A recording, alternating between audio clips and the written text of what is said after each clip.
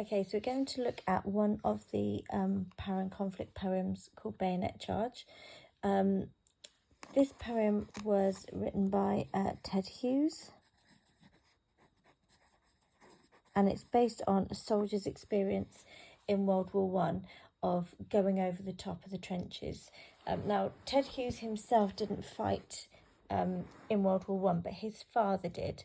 So although he doesn't have a first-hand it's not a first-hand account of the war, because he doesn't have first-hand experience. He did hear lots of stories from his father, and he was influenced by what his father told him about the war in his writing. So I'm just going to have a look at some of the quotes for this one. So if we start at the beginning, obviously, it starts with the word suddenly. Suddenly he awoke and was running. So we're starting right in the middle of the action, which we call in media res. This is where a poem or a story starts right in the action. So suddenly he awoke and was running. If he awoke, obviously it suggests to us that he had been asleep. So we can imagine that for him to wake up and have to start running straight away is quite shocking. So just as it was shocking for the soldier, as a reader, to start the poem right in the middle of the action is also quite shocking and surprising for us. So it kind of is there to kind of help the reader have an understanding of the suddenness of it all. So as I said, suddenly he awoke and was running. So this could be a physical awakening. But it could also be more of an emotional awakening or realisation that, you know, he's no longer being brainwashed, for want of a better word, of, you know, going in the war and the glory of war, but he's actually seeing the war for what it actually is. So this could have two different meanings.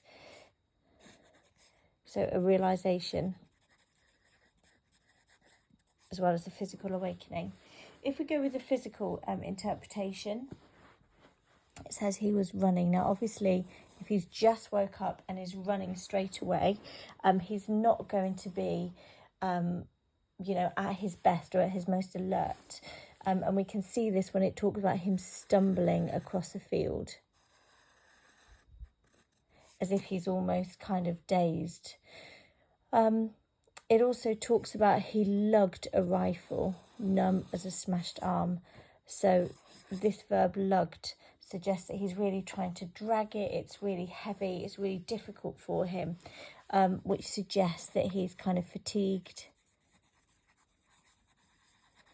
exhausted, maybe not as physically fit as he would want to be. Also, this simile here, as numb as a smashed arm. So we've got different interpretations from this. The fact that it says smashed arm suggests to us that maybe his rifle is damaged, maybe it's already been used in combat, or maybe just as he's not as physically fit as he'd want to be, he doesn't have the equipment that he has isn't as good as he'd want it to be either. But also, numb as a smashed arm, it's as if this rifle is now almost a part of his body. He's been so used to carrying it around, and it's so integral to him in the war that it's as if it's become a part of him, which, you know, obviously brings up questions about what does that mean if somebody has been fighting in a war so long that weaponry it's almost within them as a person, and how has that changed him as a person?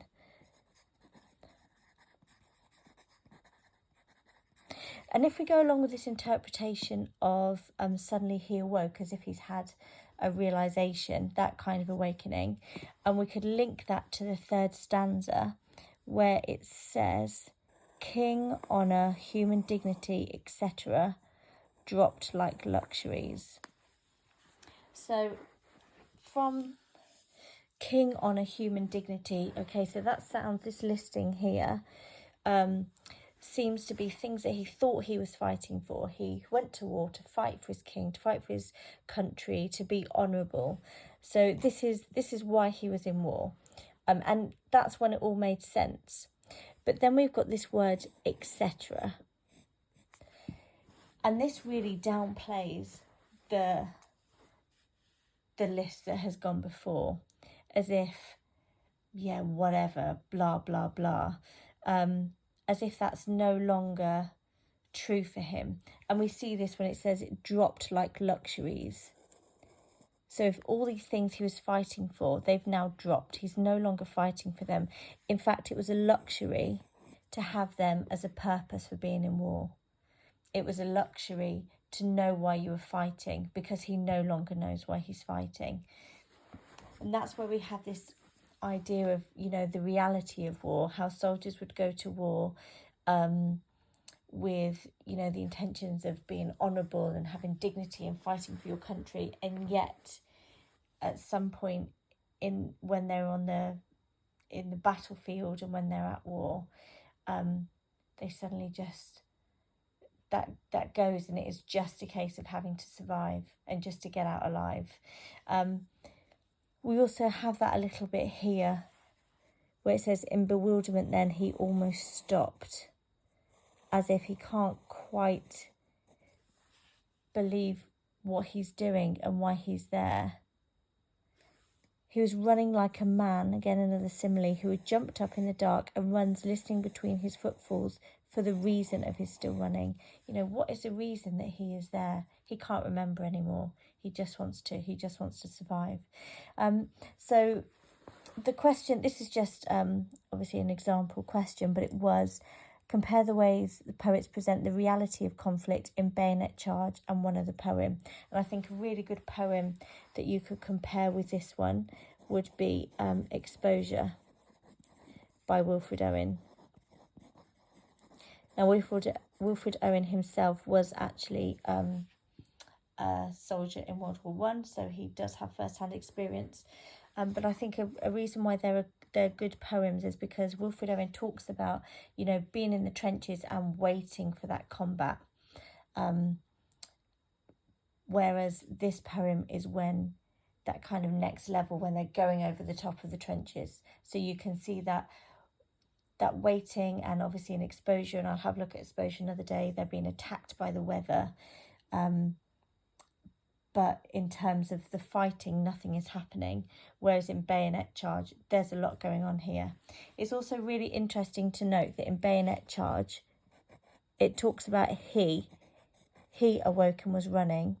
And there's no mention in the poem of any other people in combat. Nobody, none of his comrades or nobody from the enemy. It talks about the weapons, and it talks about the yellow hair, but it doesn't mention another person. So that suggests to us that this soldier feels very isolated. And again, that links with this idea that, you know, he no longer really feels as though he's fighting for his country. He's just trying to stay alive. Whereas in Exposure, it's very much still a shared experience, because it starts with our brains ache is the first quote. So, yeah, just something to think about. Thank you.